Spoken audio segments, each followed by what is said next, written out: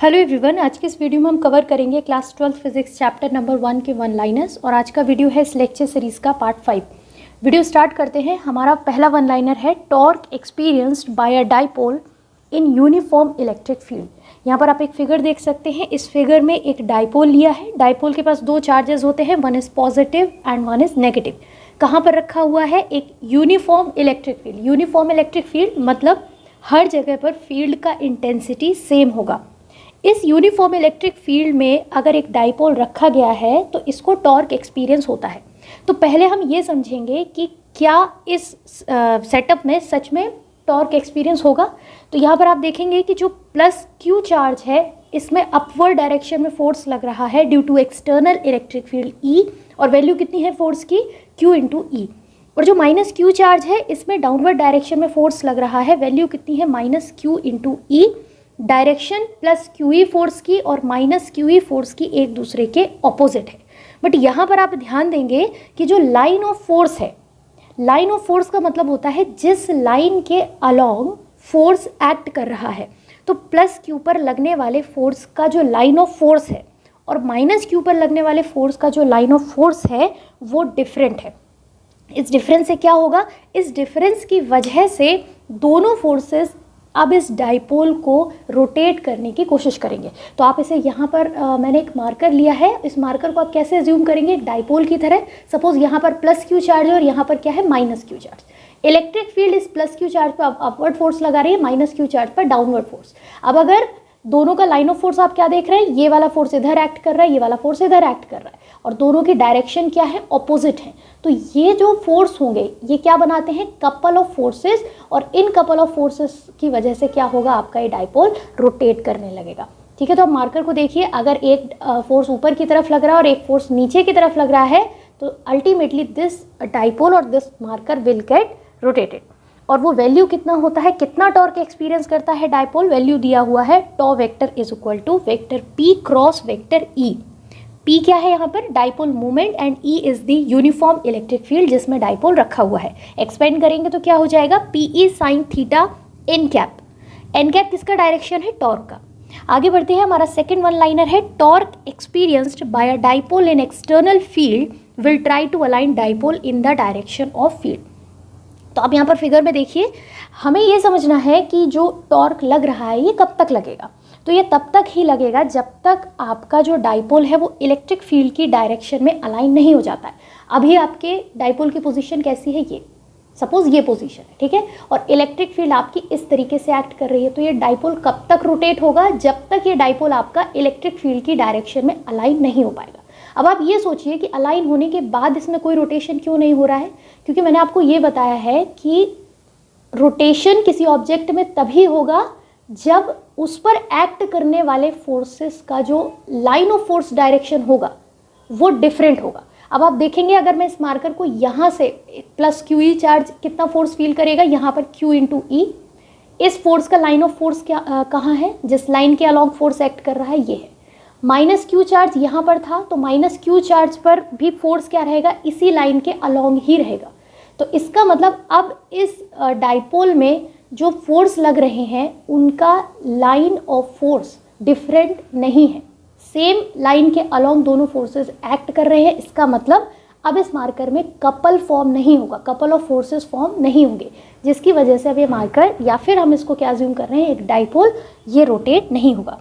हमारा थर्ड की पॉइंट है direction of torque can be found out by right hand thumb rule. First जो हमारा की पॉइंट है इसमें मैंने आपको क्या बताया था कि vector tau is equal to क्या होता है? P E sine theta N cap, where n cap is the direction of torque. अब सपोज एक डाइपोल है जो रोटेट कर रहा है, टॉर्क एक वेक्टर क्वांटिटी है, तो वेक्टर क्वांटिटी का अब हमें क्या पता होना चाहिए? डायरेक्शन। तो आपको यहाँ पर एक फिगर दिखाया गया है जिसमें आपको डिफरेंट रोटेशनल क्वांटिटीज़ दिखाई गई हैं। एंगुलर मोमेंटम हो या फिर वो एंगुलर वेलोसिटी हो, तो इन रोटेशनल क्वांटिटीज़ की डायरेक्शन अगर आपको निकालनी है तो पहली चीज़ हमको क्या फाइंड आउट करना है कि जो रोटेशन हो रहा है उसका रोटेशन का डायरेक्शन क्या है। क्या वो क्लॉकवाइज रोटेशन है या फिर एंटी क्लॉकवाइज रोटेशन है? सपोज आपका जो बॉडी रोटेट कर रहा है वो क्लॉकवाइज डायरेक्शन में रोटेट कर रहा है, तो राइट हैंड रूल क्या कहता है कि हमें अपना राइट हैंड लेना है और किसकी डायरेक्शन में रोटेट कर देना है, इन the direction of the rotation. और जो थंब का डायरेक्शन होगा, and direction of thumb will denote the direction of torque. तो टॉर्क का डायरेक्शन क्या हो जाएगा, थंब की डायरेक्शन में। तो आपका नेक्स्ट की पॉइंट है वो इसी से रिलेटेड है। अब हमने राइट हैंड थंब रूल समझा। यहाँ पर आप देखेंगे कि जो हमने डाइपोल लिया है वो डाइपोल कुछ इस तरीके से रोटेट कर रहा है। This is the rotation direction of the dipole. अब इस तरीके से अगर रोटेट कर रहा है तो राइट हैंड थंब रूल कैसे लगाएंगे, take your right hand, rotate your hand in the direction of rotation and the thumb will point out in the direction of torque. तो यहाँ पर थंब किस डायरेक्शन में पॉइंट कर रहा है, आउट ऑफ द प्लेन। तो जिस प्लेन में हमारा डाइपोल रखा हुआ है उससे बाहर निकलता हुआ डायरेक्शन किसका हो जाएगा, टॉर्क का हो जाएगा। नेक्स्ट हमारा फिफ्थ की पॉइंट है, when a dipole is kept in an uniform electric field net force on it is zero. अभी हमने फर्स्ट की पॉइंट में क्या देखा था कि अगर एक डाइपोल यूनिफॉर्म फील्ड में रहता है तो उसमें टॉर्क एक्सपीरियंस होता है और टॉर्क की वजह से वो रोटेट करता है। देखिए आप ये एक चीज़ याद रखेंगे, टॉर्क किसी भी बॉडी को रोटेट करने के लिए रिस्पॉन्सिबल होता है, और जो लीनियर फोर्स होता है या फिर नॉर्मल मैं उसे फोर्स बोलूँ तो वो किसके लिए रिस्पॉन्सिबल होता है, for the linear motion of the body. अब फिर से हम एक केस कंसीडर करते हैं। इस की पॉइंट में ये कहा जा रहा है कि अगर एक बॉडी है या फिर एक डाइपोल है जो कि यूनिफॉर्म इलेक्ट्रिक फील्ड में रखा हुआ है तो उस पर नेट फोर्स जीरो होगा। अब इसे समझते हैं कि क्या इस डाइपोल में कोई लीनियर मोशन नहीं होगा। तो फिर से इस मार्कर को आप एक डाइपोल कंसीडर करेंगे, यहाँ पर प्लस क्यू चार्ज है, यहाँ पर क्या चार्ज है, माइनस क्यू। ठीक है, इस प्लस क्यू चार्ज पर फोर्स कितना लग रहा है, क्यू इंटू ई। इस माइनस क्यू चार्ज पर फोर्स कितना लग रहा है, माइनस क्यू इंटू ई। क्या इन दोनों फोर्सेस की डायरेक्शन सेम है, नहीं, दोनों फोर्सेस की डायरेक्शन अपोजिट है। मेरा दूसरा क्वेश्चन ये है, क्या दोनों फोर्सेस का मैग्नीट्यूड सेम है, तो आपका आंसर होगा हाँ मैग्नीट्यूड सेम है। यहाँ पर भी क्यू चार्ज है, यहाँ पर भी क्यू चार्ज है, इस पर भी ई इंटेंसिटी की इलेक्ट्रिक फील्ड एक्ट कर रही है, यहाँ पर भी जो इलेक्ट्रिक फील्ड एक्ट कर रही है वो यूनिफॉर्म है, यानी कि एक जैसी है, और उसकी वैल्यू भी कितनी है, कैपिटल ई, यानी कि इलेक्ट्रिक फील्ड की वैल्यू भी चेंज नहीं हो रही है। तो इसका मतलब ये है कि इस डाइपोल के दोनों पोर्शंस पे जो फोर्स एक्ट कर रहा है, कोई भी फोर्स ऐसा नहीं है जो इस डाइपोल की लीनियर मोशन के लिए रिस्पॉन्सिबल हो। सपोज ऐसा होता कि पॉजिटिव चार्ज पर लगने वाला जो फोर्स है वो नेगेटिव चार्ज पे लगने वाले फोर्स से ज़्यादा होता या कम होता, तो आप फिर देख पाते कि इन दोनों फोर्सेस पर, इन दोनों चार्जेस पर जो फोर्स लग रहा है उसका एक नेट इफेक्ट होता, और जिस डायरेक्शन में नेट फोर्स एक्ट करता ये डाइपोल उस डायरेक्शन में लीनियर मोशन करता। पर यूनिफॉर्म इलेक्ट्रिक फील्ड में हम देखते हैं कि डाइपोल कोई भी लीनियर फोर्स एक्सपीरियंस नहीं करता है। तो क्या एक्सपीरियंस करता है, सिर्फ और सिर्फ टॉर्क, और टॉर्क किससे मिलकर बनता है, कपल ऑफ फोर्सेस से। हमारा नेक्स्ट की पॉइंट है, if a dipole is kept in a non uniform field then it will experience a net force. तो ये वही पॉइंट आ गया जिसको अभी हमने जस्ट डिस्कस किया है। आप फर्स्ट फिगर देखिए यहाँ पर, इसमें आपने एक चीज़ ध्यान देनी है कि अब मैंने जो इलेक्ट्रिक फील्ड लिया है वो यूनिफॉर्म नहीं है, बल्कि आप इलेक्ट्रिक फील्ड जहाँ पर पॉइंट कर रही है वहाँ पर क्या लिखा हुआ है, डायरेक्शन ऑफ इंक्रीजिंग फील्ड। इसका मतलब अपवर्ड डायरेक्शन में आप जैसे जैसे बढ़ते जाएंगे इलेक्ट्रिक फील्ड की इंटेंसिटी भी बढ़ती जाएगी। तो इसका मतलब ये एक जैसी फील्ड नहीं हुई, तो क्या बोलेंगे हम इसे, नॉन यूनिफॉर्म फील्ड। अब आप इसमें ये आपको ये समझना है कि क्या इसमें नेट फोर्स लगेगा, तो फिर से एक डाइपोल कंसीडर करिए। अब अपवर्ड फोर्स और डाउनवर्ड फोर्स का आपको कंपैरिजन करना है। फील्ड कहाँ इंक्रीज हो रही है, जैसे जैसे आप ऊपर की तरफ बढ़ रहे हैं, ठीक है, आगे बढ़ते जा रहे हैं, वैसे वैसे आपकी फील्ड की वैल्यू इंक्रीज हो रही है। तो अगर आप प्लस क्यू चार्ज पर इलेक्ट्रिक फील्ड की वैल्यू देखेंगे तो वो ज़्यादा होगी as compare to minus q charge पर जो इलेक्ट्रिक फील्ड एक्ट कर रही है। ठीक है, तो यहाँ पर इस डाइपोल का क्या कोई लीनियर मोशन होगा, yes it will experience a linear force, और उस मोशन का डायरेक्शन क्या होगा, अपवर्ड डायरेक्शन। अब दूसरी चीज़ बताइए, क्या अब सिर्फ ये लीनियर मोशन करेगा या फिर ये टॉर्क भी एक्सपीरियंस करेगा, तो टॉर्क एक्सपीरियंस करने के लिए क्या चाहिए होते हैं, couple of forces. Couple of forces अभी भी एक्ट कर रहे हैं, प्लस क्यू इस डायरेक्शन में, माइनस क्यू इस डायरेक्शन में। अब मोशन कैसा होगा, ये रोटेट भी करेगा और लीनियर मोशन भी करेगा, रोटेट भी करेगा, लीनियर मोशन भी करेगा। फिर से देख लीजिए, it will rotate as well as do the linear motion. इसी से रिलेटेड हमारा नेक्स्ट की पॉइंट है, यहाँ पर अब मैंने आपको जो डायरेक्शन ऑफ इलेक्ट्रिक फील्ड लिया है वो अपवर्ड डायरेक्शन में इंक्रीज़ नहीं हो रहा है बल्कि डिक्रीज़ हो रहा है। इसका मतलब नीचे से जब आप ऊपर की तरफ मूव करेंगे तो इलेक्ट्रिक फील्ड डिक्रीज़ होगी ना कि इंक्रीज़ होगी। अब फिर से देखिए टॉर्क हम देखते हैं, सॉरी यहाँ पर हम एक डाइपोल देखते हैं, माइनस क्यू चार्ज पर अब जो फोर्स एक्ट करेगा उसकी वैल्यू ज़्यादा होगी as compare to force on this plus q charge. तो अब लीनियर मोशन किस डायरेक्शन में होगा? डाउनवर्ड डायरेक्शन में। और क्या टॉर्क भी एक्सपीरियंस होगा? Yes, it will also experience torque because still couple of forces are forming. तो रोटेशन भी होगा और लीनियर मोशन भी होता चला जाएगा। हमारा आज का नेक्स्ट की पॉइंट है from the formula torque vector is equal to vector P cross vector E. अब इस फॉर्मूला में आप देखेंगे कि थीटा एक एंगल है। थीटा किसके किसके बीच का एंगल होता है? आपका जो डाइपोल मोमेंट का डायरेक्शन है और इलेक्ट्रिक फील्ड के बीच का एंगल। अब इसकी कुछ कंडीशंस हो सकती हैं। पहली कंडीशन क्या है? अगर थीटा की वैल्यू 0 डिग्री होगी, थीटा की वैल्यू 0 डिग्री का मतलब क्या है? पी और ई के बीच का एंगल 0, इसका मतलब इसमें कोई भी टॉर्क फील नहीं होगा। बॉडी या फिर आपका जो डाइपोल है वो टॉर्क एक्सपीरियंस नहीं करेगा। Theta is equal to 90 degree पर टॉर्क की वैल्यू क्या होगी? P into E. और यहाँ पर मैंने आपको इससे किस से शो कर रखा है? टॉ मैक्स से। ये क्या होती है?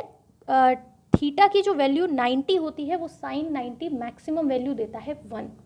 तो इस फॉर्मूले में आप देखकर ये कह सकते हैं कि साइन 90 के लिए जो टॉर्क होता है वो मैक्सिमम टॉर्क होता है। तो एक डाइपोल एक मैक्सिमम कितना टॉर्क एक्सपीरियंस कर सकता है? P into E. और किस एंगल पर एक्सपीरियंस करेगा? At angle 90 degree. Theta is equal to 180 degree के लिए भी आप फिर से देखेंगे कि साइन 180 डिग्री का वैल्यू होता है 0 और टॉर्क का वैल्यू आपका कितना हो जाएगा? 0। आगे के की पॉइंट पर बढ़ते हैं। इस की पॉइंट में कहा जा रहा है for theta is equal to 0 degree torque is 0, this is balanced equilibrium condition. And for theta is equal to 180 degree torque is still 0 but it is unbalanced equilibrium condition. तो अब हम ये समझते हैं बैलेंस्ड इक्विलिब्रियम कंडीशन और unbalanced equilibrium condition क्या होती है। ये डिस्कस करने के लिए हमने यहाँ पर एक फिगर लिया है। पहले हम केस डिस्कस करेंगे theta is equal to 0 degree का। हमारे पास जो डाइपोल है उसके डाइपोल मोमेंट और इलेक्ट्रिक फील्ड के बीच का एंगल कितना है? 0 डिग्री। इस केस में टॉर्क 0 होगा बट हमने इसको स्टेबल इक्विलिब्रियम बोला है। अगर हम इस डाइपोल को इस पोजीशन से किसी और पोजीशन में शिफ्ट करते हैं तो आप ये देखेंगे कि ये डाइपोल फिर से इसी पोजीशन में वापस आ जाएगा। आप शिफ्ट करेंगे फिर से टॉर्क एक्सपीरियंस करेगा। और कब तक टॉर्क एक्सपीरियंस करेगा? जब तक ये डाइपोल इसी डायरेक्शन में अलाइन नहीं हो जाए। सेकंड कंडीशन आप देखिए, जब theta is equal to 180 degree है तो आप यहाँ पर देख सकते हैं अगर आप इस डाइपोल को जस्ट अपोजिट रोटेट कर देंगे, यानी कि प्लस क्यू चार्ज यहाँ चला गया और माइनस क्यू चार्ज यहाँ पर, तो जो डाइपोल मोमेंट है P और वेक्टर E है इसके बीच का एंगल कितना होगा? 180 डिग्री। इस केस में भी टॉर्क जो एक्सपीरियंस होता है उसकी वैल्यू होती है 0।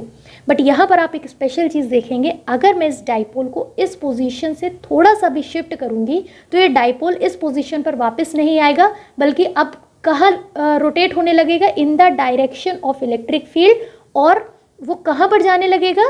To achieve the angle theta is equal to 0 degree. तो ये कंडीशन, इस कंडीशन में इक्विलिब्रियम है क्योंकि टॉर्क एक्सपीरियंस नहीं हो रहा है। बट जैसे ही आप इस कंडीशन से इसको शिफ्ट करेंगे, इस पोजीशन से इसको शिफ्ट करेंगे तो ये पोजीशन पर वापस नहीं आएगा बल्कि कहाँ जाने लगेगा? Theta is equal to 0 degree की तरफ। बट इस केस में स्टेबल इक्विलिब्रियम में क्या होता है? आप इस पोजीशन से इसको शिफ्ट करेंगे और बार बार ये इसी पोजीशन पर डाइपोल आपका वापस आएगा। हमारा आज का लास्ट की पॉइंट है at macroscopic level distribution of charges may be treated as continuous charge distribution.